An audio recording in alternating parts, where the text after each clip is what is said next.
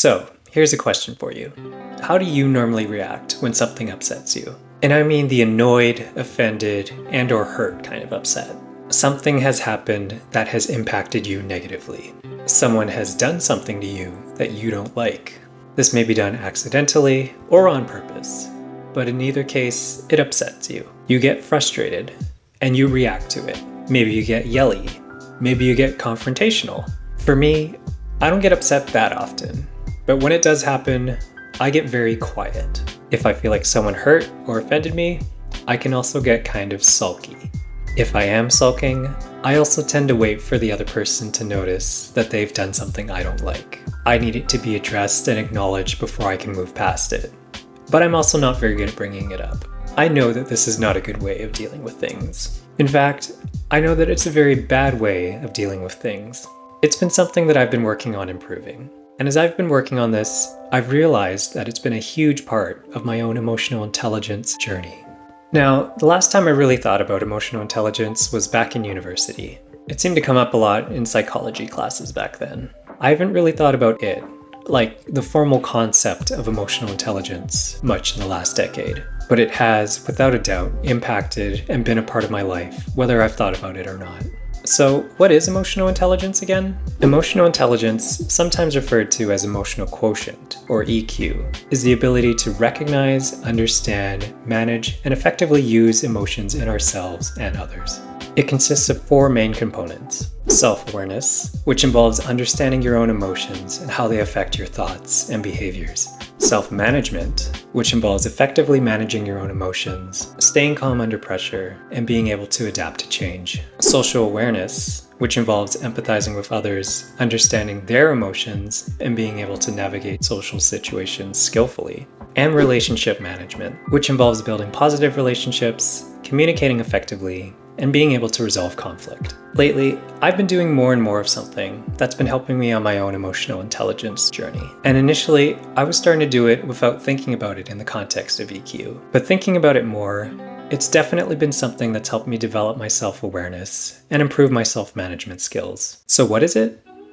It's emotional self-analysis. Now, this is something I have to give my partner a lot of credit for. As I mentioned before, if I'm upset about something, I usually get very quiet. Like any human being, I get upset from time to time. And most often, it's in front of her, who I spend the most amount of time with. If I'm upset, she'll usually notice and ask about it. And she'll ask specifically. If she asks what's wrong and I say I'm annoyed about this, she'll follow up with, okay, and what about this annoys you? Now, I should mention that her asking specifically what was causing me to be upset was coming from a place of curiosity, patience, and empathy. I'm sure I would have reacted much differently if her tone was, okay, and what about this annoys you? But it was a genuine question. She could tell something was bothering me and wanted to know what could be done to help fix it. But because I tend to be quiet and keep everything inside, she didn't know what it was. Now, at first, being asked this, even genuinely, used to annoy me even further. I don't want to have to do a deep dive analysis into my own feelings when I'm annoyed. In the moment, sometimes it's the very last thing I want to do. I just want my thoughts and emotions to run freely, even if I'm keeping them inside and under control. I don't want to have to think about them and organize them in a logical way. And I could have fought doing that. I could have just said, nothing, I'll get over it, and then continued to be quiet and sulky for a little bit longer. But I tried it. And then I tried it again the next time it happened, and the time after that. And after doing this emotional self-analysis over and over again, I've found that it's been a game changer. Taking the time in the moment to analyze and understand why I'm upset has really helped me with my own self-awareness. It's not always easy to do, nor is it a quick process. In fact, usually it goes very slowly. I have to choose to actively disregard my emotions temporarily in order to think them through. But if I do that and take the time to formulate my thoughts and describe specifically what is making me upset, it usually helps me figure out how to resolve it, or at least identify what needs to happen in order for me to feel better about it. Sometimes it's shown me that my reason for being upset is irrational,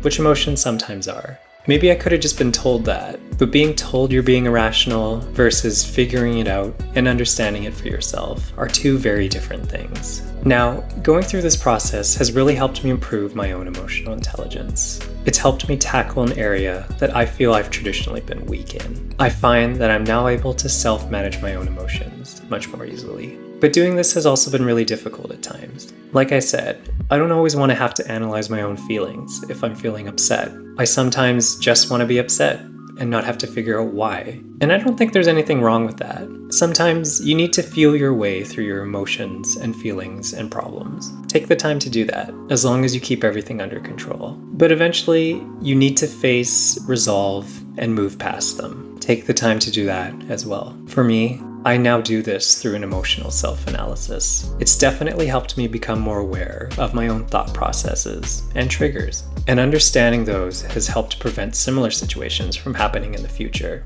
As an example, one time I found myself a bit upset because my partner and I were supposed to go somewhere, and we left a little bit later than I would have liked. I generally do not like being late, and so a little part of me was annoyed at her because I felt like she wasn't ready to go when I had been. It wasn't that big of a deal, but when we were in the car, I was very quiet. Obviously, she noticed that something was off, and it became a discussion about what specifically was bothering me. It turns out that I had said, let's leave between 10 and 10:30, and I had taken that to mean, let's try to leave at 10, and she had taken that to mean, let's leave by 10:30. And so, while I had been upset that we had left later than I had wanted to, I also realized that I hadn't communicated what I wanted to do properly. And I also realized a lot of it was in my own head. I was worried about being late to all the things we had to do that day, and I was trying to figure out how to make up all this lost time. Anyway, after taking the time to think about it specifically, I was less upset. I realized that being annoyed with her for us leaving late was irrational, because her thinking, let's leave by 10:30, made perfect sense based on what I said. The things we had to do that day weren't super urgent, so I wasn't sure why I was worrying so much about being on time in the first place. And it turned out to be a very easy fix to prevent these situations from happening in the future. Now we agree on a specific time to leave by, instead of a general window. I will say, a big part of me being able to move past the issues at the end is that there's understanding and acknowledgement from her end. If I do my self-analysis, figure out what's bothering me, and then explain to her what specifically is upsetting me, even if she doesn't agree with it, she'll express acknowledgement and understanding that I am upset. And then she'll explain her end. We'll discuss and come to a resolution where we both feel understood. And that's key for us both moving on from it. So I'm very grateful to her for helping me on my own emotional intelligence journey, and for asking me these questions, even if I find them annoying at first. So, now you know a lot more about me and how I get upset about things. But maybe some parts of this have resonated with you. Maybe you have trouble working through your own emotions in moments of conflict, and this is something you want to try out. Or maybe you're on the other side, and you're going to start asking someone in your life what specifically is making them upset during their times of conflict. And I find it's really helpful to prompt, coming from someone who doesn't always want to bring things up.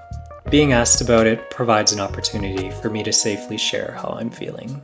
I'm sure others feel the same way, and would appreciate being asked about it. Just remember that this should come from a place of curiosity and desire to understand and empathize. Improving your emotional intelligence is an ongoing journey, and I'm not a psychologist or a therapist. I'm just someone who is on my own improvement journey, and this process of emotional self-analysis is just one of the key ways I've begun to do so. It's not always easy to do in the moment, but it's definitely been worth it. Anyway, if you found this video helpful, your thumbs up is appreciated. Don't forget to subscribe for more videos on personal development and self-improvement. Thanks for watching, and I'll see you in the next one.